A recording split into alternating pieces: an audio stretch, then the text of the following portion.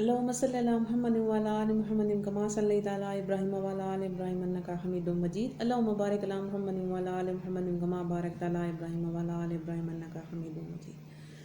تمام جو لوگ مجھے دیکھ رہے ہیں ان سب کو میری جانب سے السلام علیکم ورحمۃ اللہ وبرکاتہ۔ آج عید کا دوسرا دن ہے، آپ سب کو میری جانب سے بہت بہت عید مبارک۔ ہم دنیا کی حقیقت میں جیسے کہ ہم نے رمضان کریم کے روزے رکھے، اللہ تبارک و تعالیٰ ہم سب کی عبادتیں جو ہیں وہ قبول و منظور فرمائے، آمین ثم آمین۔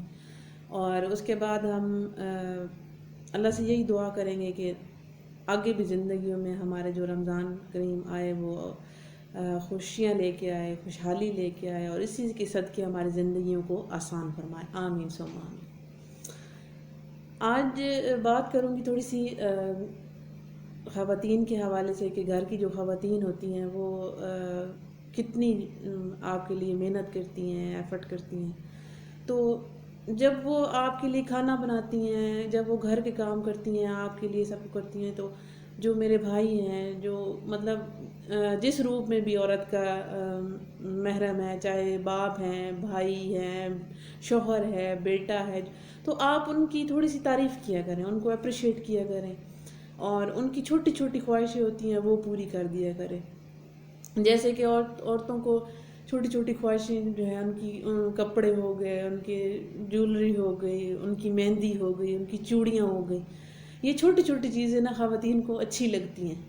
تو شاید یہ نیچرل ہے، اللہ تبارک تعالیٰ نے ایک تو جو ہے وہ بناؤ سنگھار وہ عورت کے لیے رکھا ہے اور نیچرل، تو اسی طرح سے وہ ان کو اچھا لگتا ہے۔ تو یہ چھوٹی چھوٹی چیزیں اگر آپ ان کے لیے کر دیں تو ان کو بہت اچھا لگے گا۔ جیسے کہ ابھی بھائی جو ہیں، اگر پورے رمضان میں اگر اپنی بہن نے ان کی اتنی خدمت کی ہے ایسے، تو یا والد ہیں یا شوہر ہیں یا بیٹا ہے، تو اس کو یہ چاہیے کہ وہ جا کے بازار سے کتنے کی چوڑیاں آئیں گی، 100 روپے کی آئیں گی، 150 روپے کی آئیں گی، تو وہ جا کے وہاں سے وہ لے کے تو آ کے سرپرائز دے، ایسے گفٹ کے طور پہ کہ یہ آپ کا گفٹ ہے، آپ نے رمضان کریم میں ہمیں مزے مزے کے کھانے بنا کے کھلائے، تو وہ اس خوشی کی انتہا نہیں ہے، بالکل بھی نہیں ہے۔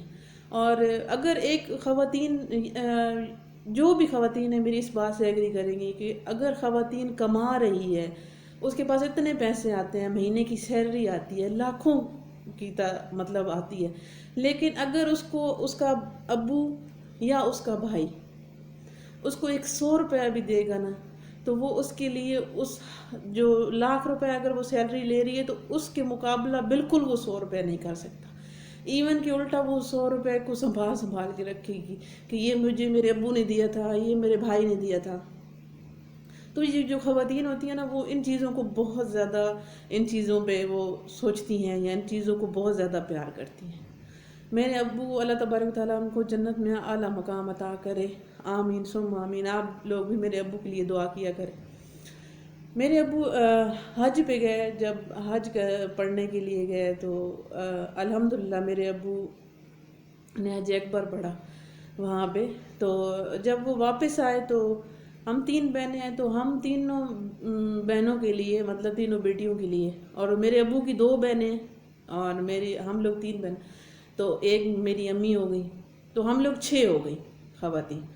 تو میرے ابو نے وہاں پہ سب کے لیے نا وائٹ کلر کی چادریں لے کے آئے، سب کی ایک جیسی، بیٹیوں کے لیے بھی اور بہنوں کے لیے بھی اور اپنی بیوی کے لیے بھی۔ تو جب ہمیں وہ دی، ہم نے لی، تو وہ جو خوشی کا لمحہ تھا نا، وہ یہ ہے کہ وہ لفظوں میں بیان ہی نہیں ہو سکتا کہ وہ خوشی، وہ آج بھی وہ جو میرے ابو چادر لائے وہ میں نے سنبھال کے رکھی ہوئی ہے۔ مطلب کہ اس کو استعمال کرنے کا بھی دل کرتا ہے، پہننے کا بھی دل کرتا ہے، لیکن پھر دل کرتا ہے کہ کہیں میں خراب نہ ہو جائے کیونکہ میرے ابو لائے ہیں۔ تو اس لیے یہ چھوٹی چھوٹی چیزیں ہوتی ہیں نا، یہ بہت جو ہے نا اہمیت رکھتی ہیں ہم لوگوں کی زندگیوں میں۔ تو آپ بھی ایسی کیا کریں۔ اور جو کبھی کبھی یہ ہوتا ہے کہ آپ جو باتیں اپنی بہن کو سمجھا رہے ہوتے ہیں، یا آپ کو اچھا نہیں لگ رہا ہوتا کہ آپ کی بہن جو ہے وہ ایسے کر رہی ہے یا بات کرتی ہے یا کام نہیں کر رہی یا آپ کی بات نہیں مان رہی، تو اس کو غصے سے نہیں، اس کو پیار سے سمجھائیں۔ پیار میں بہت طاقت ہے۔ طارق جمیل صاحب، میں ان کا بیان کافی سنتی ہوں. طارق جمیل صاحب ہر بیان میں نا پیار محبت کی بات کرتے ہیں. وہ مجھے اس لیے اچھا لگتا ہے کہ ہمارے نبی کریم صلی اللہ علیہ وآلہ وسلم کا اگر آپ اخلاق دیکھیں نا، اور آپ لوگوں کو پتہ بھی ہوگا الحمدللہ سے کہ انہوں نے اپنی زندگی میں ایسے وہ غصے والی کبھی بات نہیں کی، ہمیشہ میٹھے لہجے میں، اور دوسروں کو بھی یہی بات کی کرتے گئے کہ اخلاق اچھا رکھو، اپنا اخلاق اچھا. جس کا اخلاق اچھا ہے اللہ تبارک و تعالیٰ بھی اس کو پسند کرتا ہے کہ دوسروں کے لیے اخلاق اچھا رکھیں.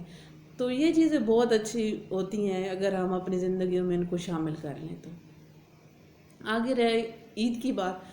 جب عید کی تیاری آتی ہے تو گھر میں جو خواتین ہوتی ہیں نا، آپ کی بہن ہو گئی، ماں ہو گئی یا بیٹی ہو گئی، تو جب صبح اٹھتے ہیں نا مرد حضرات تو ان کے لیے ناشتہ بھی بناتی ہیں.